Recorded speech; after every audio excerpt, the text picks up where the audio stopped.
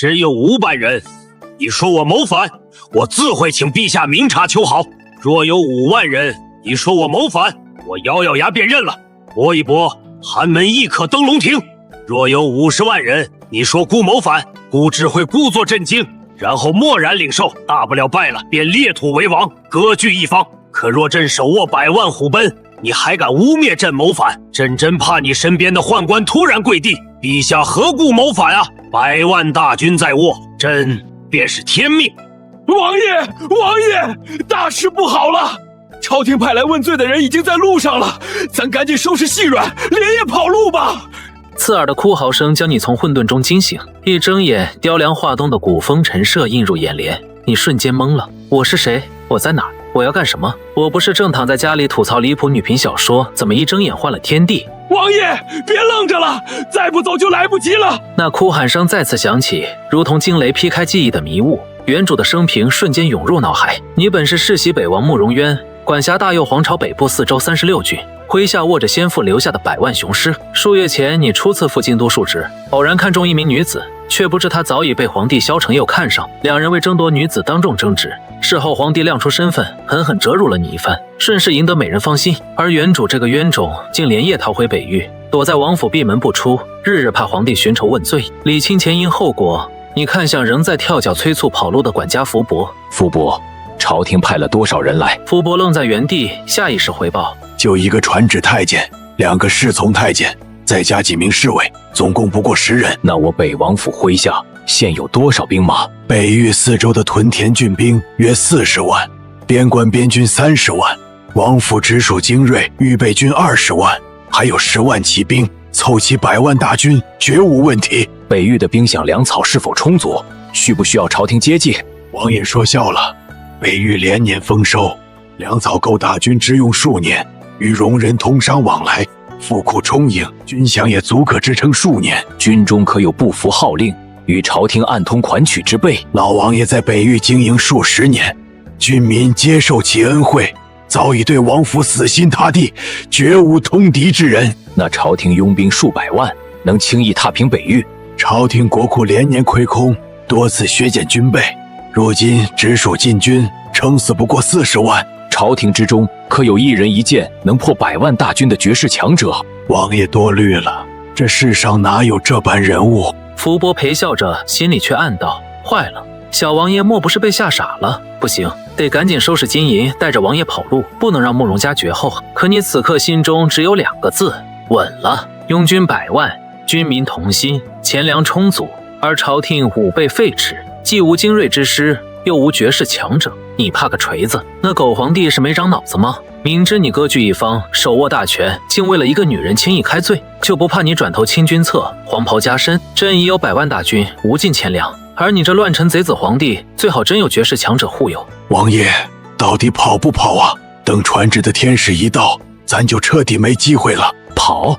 对面不过10人，朕手握100万大军，用得着跑？走，随朕去迎接朝廷的天使。北王府校场上，5000亲卫队身披重甲，肃礼待命。王爷，朝廷天使已到辕门外，那就请进来吧。人未到，声先至，尖锐刺耳的公鸭嗓隔着老远就嚷嚷起来：好大的胆子！咱家乃陛下钦点的天使，尔等武夫也敢阻拦宣旨，莫不是活腻了？小心咱家上报陛下，将你北王府上下满门抄斩！你听着这话，险些被气笑。这宦官是没带脑子吗？这里是北王府，手握100万大军的北王府，一个小小传旨太监竟敢当众辱骂王府。哎呦，这不是北王殿下吗？果然年轻气盛，从京都连夜逃回北域，腿脚倒是挺快。传旨太监一见你，便当众揭起原主的短。台下5000亲卫闻言，个个怒目圆睁，君辱臣死，一个阉人也敢侮辱王爷，真当他们是摆设？你更是震惊，这可是你的地盘，他竟敢当面揭短，肆意嘲讽，公然打你北王的脸，要不要这么勇？谁给你的勇气？莫不是福伯骗了你？这死太监其实是绝世强者，能在100万大军中来去自如。太监尖着嗓子喊道：北王殿下，跪下接旨！你却仿佛没听见，依旧老神在在地站着，目光扫过台下亲卫。北王，你敢抗旨不遵？咱家可是陛下身边的人，往日宣旨，大小官员王爷哪个不是毕恭毕敬？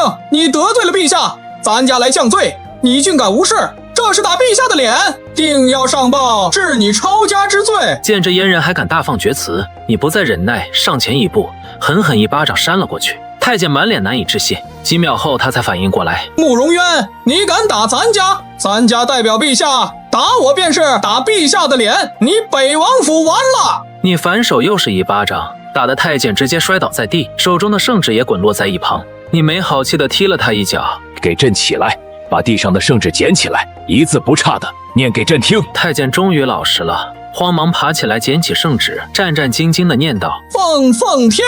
你冷冷瞥了他一眼，轻哼一声。太监立刻改口：吾皇诏曰，北王慕容渊荒。直接念，不许删改。北王慕容渊荒淫无道，致使北域百姓民不聊生，蔑视圣言，挑衅皇朝威严，其罪当诛。但朕念上天好生之德，免你一死，命你即刻废去北王尊位，交出北域兵权，随传旨太监入宫，净身侍奉朕左右，钦此。太监念的声音发颤，恨不得立刻逃跑。北王殿下定是陛下笔误，待老奴回宫，必请陛下重拟圣旨。不必了，替朕带句话给萧承佑，可否？王爷请讲，老奴一定照办。阉人满脸堆笑，你没理会他，径直走到高台边缘，目光扫过5000亲卫，朗声道：狗皇帝荒淫无度，沉迷享乐，不问国事，致使天下百姓民不聊生。他视尔等为国家舍生忘死，与异族血战的大好儿郎为贱民，如今竟想夺走北域军政大权，将北域变为他的享乐之地，全然不顾军民死活。这样的皇帝早已失敬民心，背离天命，尔等还要效忠于他吗？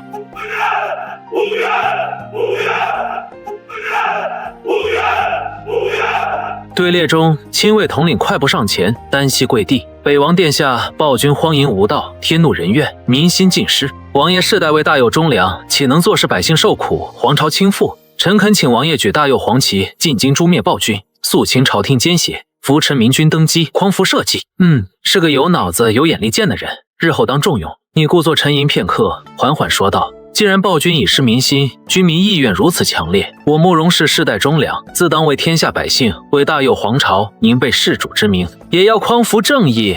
漂亮，出兵的理由有了，民心也有了。你滚回去告诉萧承佑，今日北域为大佑，为百姓，清君侧。太监如蒙大赦，连忙磕了几个响头，转身一溜烟跑了。北域清君侧的口号传遍天下，举国震动。而京都皇城之中，萧承佑得知你谋反的消息，怒不可遏，一盏琉璃碗被狠狠砸在地上。废物！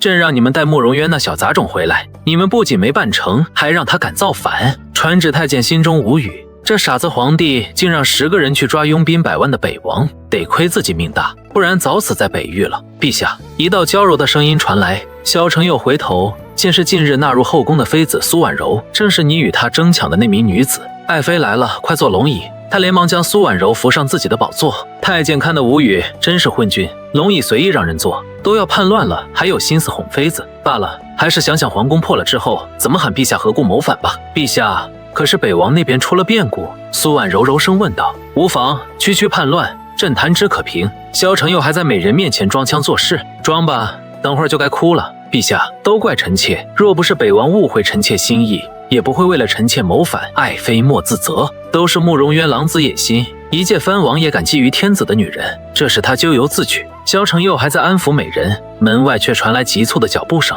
陛下，大事不好了！小太监慌慌张张跑进来，正在温存的萧承佑被打扰，暴怒喝道：来人，将这无礼之徒拖出去打死！几名金吾卫立刻上前，拖着小太监就往外走。太监看得彻底无语，真不问问是什么急事。北域与中域之间的唯一雄关虎关内，你正带着心腹将领接受守将的投降。100万大军你并未尽数南下，而是留30万边军镇守北域，抽调20万屯田郡兵，10万王府精锐预备军，5万骑兵，共计35万大军南下。这屯田郡兵虽战斗力稍弱，但地处边关，时常配合边军剿敌，比内地郡兵强悍数倍。35万虎狼之师兵临城下，虎关守将深知自己手下3万兵马绝非对手，果断选择投降。皇帝只顾享乐，不管守军死活，何必为他卖命？同为大佑臣子，不如投靠北王，共亲君侧。不到1日，虎关不费一兵一卒落入你手，北军兵锋直指中域。等你接连拿下数座城池，北军兵锋威震天下时，御书房内，萧承佑才得知你南下的消息。慕容渊那狗杂种都占了朕这么多城池，你们现在才告诉朕，是想串通他谋反吗？周围的太监宫女纷纷跪地发抖，生怕成为皇帝的出气筒。先前传旨的老太监躲在门外，暗自盘算着如何拿下这伪帝作为投靠新军的投名状。可恶，朕的大军呢？各地秦王军呢？快让他们来护驾！朕要亲手斩了慕容渊的狗头。萧承佑无能狂怒，报信的太监不敢吭声。藩王的秦王军倒是派了，却日行10里，士兵竟是老弱病残，走几里路就失踪数百人。各地郡兵虽连夜赶来，但承平日久，战斗力低下，不过是些打流寇、刮民脂的货色。大右唯一有战斗力的是西南东三王的边军，可这三大塞王却置之不理，对朝廷催促视而不见。如今京都唯一能战的只有40万禁卫军。京都最后一道雄关御敌关内，新上任的大将军萧烈正召集心腹将领商议战局。年轻将领宋峰自信满满：大将军，北域叛军虽兵锋正盛，但我关内有10万守军，再加陛下派来的20万禁卫军，共计30万大军。各地秦王军陆续赶来，只要去关坚守，定能让慕容渊碰一鼻子灰。不错，众将纷纷附和。可主位上的萧烈却面露忧色。慕容渊虽看似纨绔，但北军人才济济，精锐云集，这场仗怕是不好打。大将军多虑了，慕容渊不过是仗着父荫的纨绔，文韬武略一窍不通，如今造反不过是小儿一起。他以为有100万大军便能望风披靡，却不知我等忠贞不二。宋峰不屑道，心中暗忖，等我立下大功，定能凭本事封侯。见众将信心十足，萧烈只得压下担忧，但愿是自己多心了。殿下，御敌关城高池深，易守难攻，我军劳师远征，恐难速胜。若与敌军僵持过久，各地大军云集，我军虽精锐，也难免伤亡惨重，甚至功亏一篑。营帐内老将忧心忡忡。老将军此言差矣，敌军良莠不齐，战斗力低下，只要有将领带头冲锋，必能鼓舞士气，一鼓作气拿下雄关。殿下，末将愿率本部人马为前锋，打开攻城通路，不可急功近利。我军深入敌境，一旦失利被围，后果不堪设想。我等死不足惜，殿下乃北域之柱，绝不能有闪失。老将坚持己见，营帐内分为2派，争论不休。小王爷，不如我军退守中域北部险要之地，割据一方，待局势稳定再图天下。你微微皱眉，立刻反驳：不可！我军乃救民之师，匡扶之君，岂能退守？一旦退缩，天下藩王必将群起而攻之，大有危矣。百姓危矣！你站起身来回踱步，心中思索：朝廷虽弱，但藩王郡守表面仍遵朝廷号令。若北军显露颓势，这些观望者定会趁机讨伐，以邀新功。退守虽能解一时之困，却于长远不利。如今只能一条路走到黑，众将也愁眉不展，苦思破局之策。突然，一个大胆的想法在你脑中浮现，细细思索后，你越想越觉得可行，当即告知众将。将领们沉思片刻，纷纷面露惊色。这还是那个终日玩乐、对军略一窍不通的小王爷吗？难道他之前一直在藏拙？诸位，此计是否可行？该如何实施？还需尽快商议出章程。殿下妙计，精妙绝伦，惊为天人。殿下竟有如此谋略，末将拜服。马屁声此起彼伏，夸得你都有些不好意思。一番奉承后，众将围在地图旁，迅速完善了计划的细节。御敌关很快就要成为土鸡瓦狗了。通往京都的官道上，一支郡兵队伍正在艰难行军，士兵们低声抱怨着：天天赶路，到底要去哪儿？你还不知道？北王造反打京都，让我们去秦王呢。什么？北军可是出了名的能打，派我们去送死吗？嘘，小声点，被军官听见又要挨罚了。这样的队伍在各条官道上比比皆是。京都南方各州郡接到秦王令后，纷纷拼凑郡兵，组成1-2万人的队伍驰援京都。可他们不知道，前方一张危险的大网已悄然展开。南安关以南100里外，一支风尘仆仆的郡兵部队正在跋涉。快点，前面就是南安关了，谁先到谁就是救驾首功。都尉弟兄们连续走了几天，实在走不动了，歇半个时辰吧。歇什么歇？首功被抢了怎么办？你们这帮废物！话音未落，天边传来震耳欲聋的轰鸣，地面随之震动。不好，是骑兵！天边一支庞大的骑兵部队如同山呼海啸般冲来，快跑啊！是骑兵！军兵队列瞬间溃散，士兵们只顾着向后逃跑，毫无劫阵自保的意识。5000北军骑兵呼啸而过，一枪刺死都尉，斩杀几名顽抗的军官，驱散剩余郡兵，烧毁辎重车队后扬长而去。不到2个时辰，2万郡兵便被击溃，只剩下四处逃窜的溃兵。没了粮草，他们要么被后方城池收留，要么落草为寇，再也构不成威胁。同样的场景在各条官道上反复上演。你麾下的5万骑兵分成10个5000人小队，突袭各路秦王郡兵。这些郡兵本就战斗力低下，意志薄弱，再加上连日行军疲惫不堪，见到骑兵便四散而逃，甚至有些溃兵还冲散了后方的友军队伍，为北军省了不少事。整整3天，骑兵们击溃了一支又一支郡兵，直到接到你的命令，才在南安关以南20里处重新集结。得益于缴获的粮草，骑兵远程出击也无需担心补给。帅帐内，你听着将领的汇报，殿下，各地郡兵已尽数击溃，是否实施下一步计划？你微微一笑，围点打援成功，是时候进行下一步了。希望御敌关内的人能撑得住。御敌关中军大帐内，众将正在讨论你的动向。大将军慕容渊一连数日既不攻城也不校阵，只日日操练，实在可疑。这有什么不好？他拖得越久，对我们越有利。等秦王军一到，就是他的死期。萧烈正欲开口，却被传令兵打断。报大将军，慕容渊亲率骑兵绕过京都，直抵南安关，击溃各路秦王军，现已驻扎在南安关下。这话如同晴天霹雳，萧烈瞬间懵了。敌军封锁南安关，再加上御敌关外的30万大军，京都对外的2道大门被彻底封死，只能靠斥候翻越险峰传递消息。京都威仪皇宫御书房内，萧承佑正与苏婉柔温存。一名小太监急匆匆跑来，却不敢出声。想起前几日被打死的同僚，他只能静静站在门外。老太监见状，好奇问道：“怎么了？急匆匆的，出什么事了？”老祖宗，大事不好了！北王叛军绕过御敌关，在南安关击溃所有秦王军，封锁了京都，现在里外断了联系。什么？老太监大惊失色，他本以为御敌关易守难攻，北军一时半会儿打不进来，正盘算着如何擒拿伪帝，却没想到你用兵如此神勇，直接封锁了京都。不行，得赶紧准备，不然等新帝进城，自己没拿到投名状可就糟了。不久后，萧承佑完事了，看到门外的小太监，心情尚好的问道：“有什么事，陛下？”军报。小太监硬着头皮将实情告知。萧承佑瞬间暴跳如雷：“废物！几十万大军连5万骑兵都打不过，朕养你们是喂猪吗？通通该杀！”陛下息怒，慕容渊不过35万土鸡瓦狗，陛下还有京都和2关的50多万大军，再加上各地100万郡兵，只要坚守关隘，凭陛下的文韬武略，必能击溃叛贼。这番马屁竟真的起了作用。萧承佑哈哈大笑，说得好，朕有天下100万大军，何惧慕容渊？老太监眼中闪过一丝鄙夷，就这智商也配当皇帝？还是赶紧笼络人手，准备擒拿伪帝吧。京都与外界断绝联系已有半个月，每日只能派大量斥候冒死翻越山脉传递消息，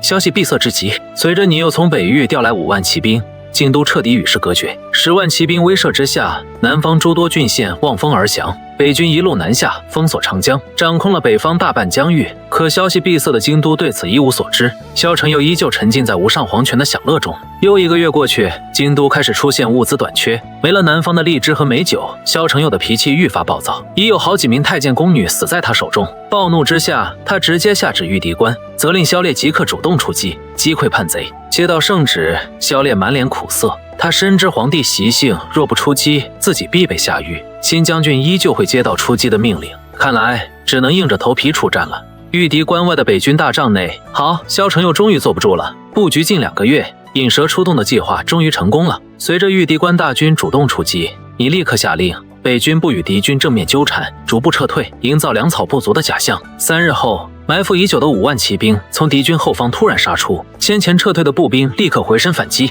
20万出关的朝廷大军被5万骑兵和20万步兵团团包围，而那离奇消失的10万北军早已堵在御敌关外，挡住了所有突围的退路。围困半月后，关外的20万朝廷大军耗尽粮草，最终选择投降。降兵安置成了难题，但您与将领们早有准备，将降兵打乱编制，几十人一组，在10万大军和数千骑兵的押送下，分散到北军控制的各郡，充当临时壮劳力，弥补选错队伍的过错。如今局势明朗，御敌关仅余10万留守兵卒，南安关不过5万守军。趁着京都未派援军，北军经过一番血战，终于攻破御敌关，兵败如山倒。残存的守军仓皇逃往京都，途中不少士兵要么逃散，要么投降。等抵达京都时，数万大军仅剩不到万人。此刻京都仅余20多万禁卫军驻守，其中还充斥着大量空俄，实际兵力不足10万，军心惶惶，毫无斗志。不少混资历的2世祖将领纷纷丢下军队，躲回家中。宋峰在大营内踱步，思索着家族的出路。这时，他看到了身穿龙袍的萧承佑。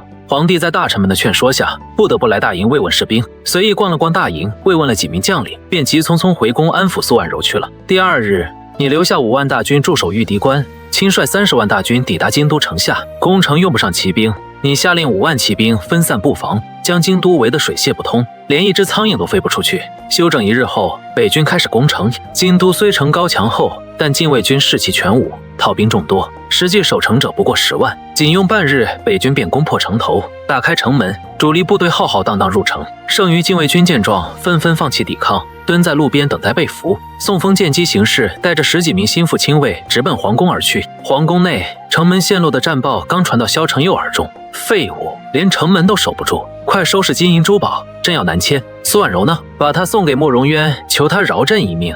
萧承佑6神无主，胡言乱语。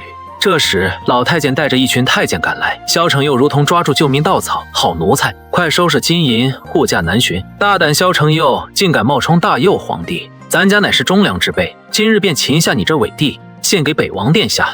你敢？萧承佑吓得浑身发抖。几名身强力壮的太监一拥而上，将他结结实实地捆了起来。就在这时，殿门被踹开，宋丰带着亲卫闯了进来。宋爱卿，快救驾！这些阉人谋反！可宋丰却上前几步，跪倒在老太监面前，谄媚道：“公公可是与北王有约，可否为在下引荐？若公公不弃，儿子愿拜您为义父，日夜侍奉。”原来是来投靠新君的。起来吧，咱家看你机灵，便给你一条生路。大殿内，你坐在龙椅上，萧承佑跪地求饶：“慕容渊，放过朕吧，苏婉柔送给你，朕什么都给你。你觉得你现在还有什么是朕需要的？况且朕岂会要你这残花败柳？北王陛下，伪帝已擒，天下不可一日无主。老奴斗胆恳请陛下登基，以顺民心。你连连摆手，不可！朕起兵只为诛暴君，救百姓，岂能登基称帝？万万不可！”话音刚落，早已准备好的大臣们在士兵的驱赶下涌入大殿。北王殿下，暴君荒淫无道，百姓苦不堪言。如今暴君伏诛，